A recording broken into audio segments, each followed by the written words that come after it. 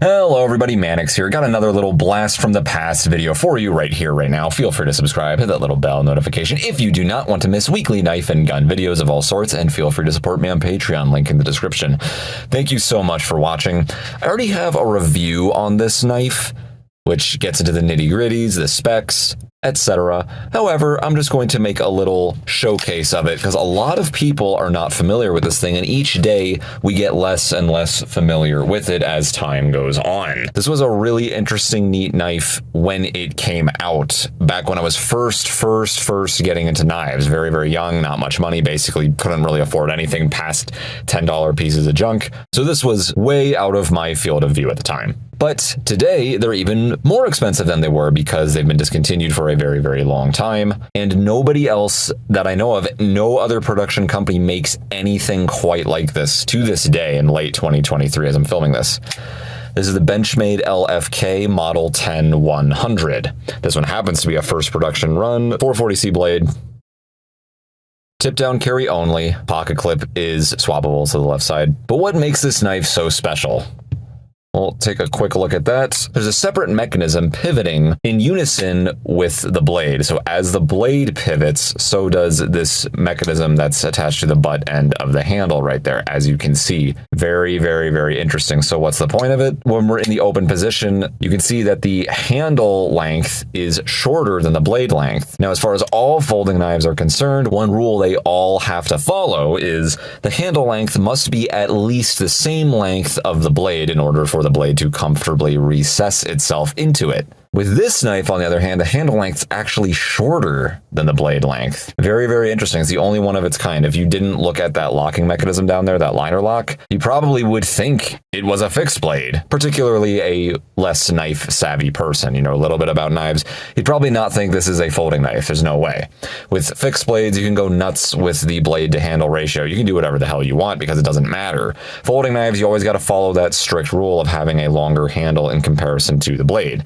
But not this guy. Benchmade got around this by having this separate mechanism, which I believe is just made of FRN, some sort of hard synthetic. They attach this separate mechanism on here to accommodate the blade while it's in the closed position. Cutting edge is safely tucked underneath there. How good is it? I'm not really sure. I've never heard about it cracking or getting damaged, but it certainly could if you're abusing your knife. But if you're using it normally, there's nothing wrong that's going to happen with that thing, especially when the knife's in the open position. In the closed position, if you smack this against a sidewalk really hard or something might go wrong, something might crack. It is pretty flimsy, it is pretty small, but when you're just carrying this and that's when it's in the closed position, or if it's just sitting doing absolutely nothing while in the closed position at your house, that's not going to be an issue. That's going to be about abuse. So not a big deal there. I'm not concerned about that mechanism whatsoever. Really big, beefy, chunky, stout handle, which is kind of smart because they're compensating for the fact that it's so short. I like that pocket clip.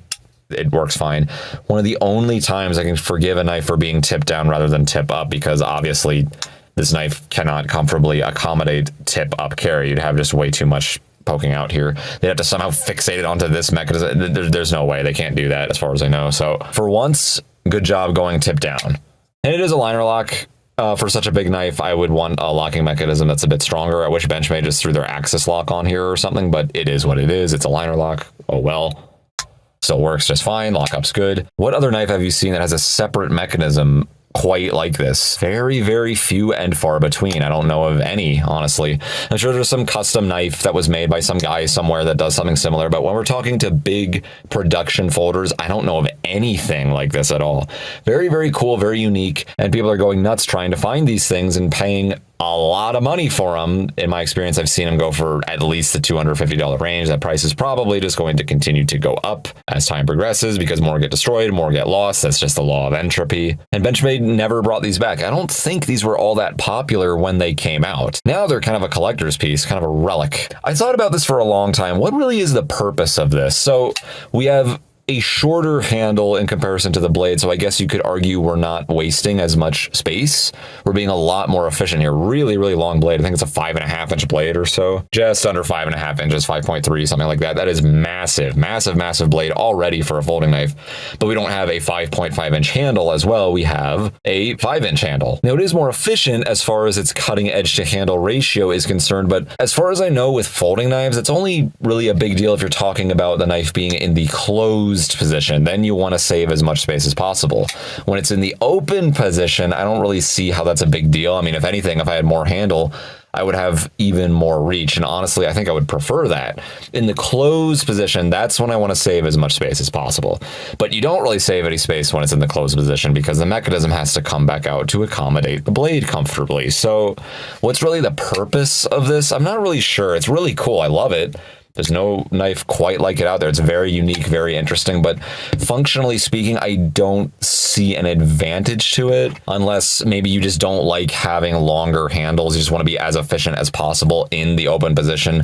You don't want the butt of the handle poking out at all, and you don't like going down there for reach. You'd want to fill up all of that length with nothing more than cutting edge. I could see that being an advantage, but really the only disadvantages I can think of is you could argue this is weaker when it's in the closed position, but I already talked about that. And it's going to be tip down only.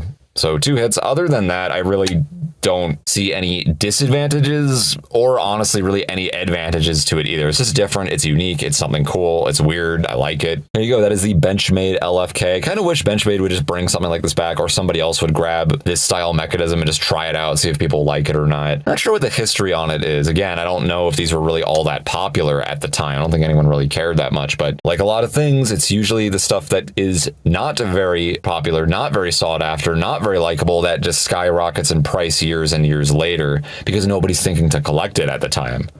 That's just how that goes. So anyway, there you go. That is the Benchmade LFK. Really, really cool knife. Very interesting mechanism.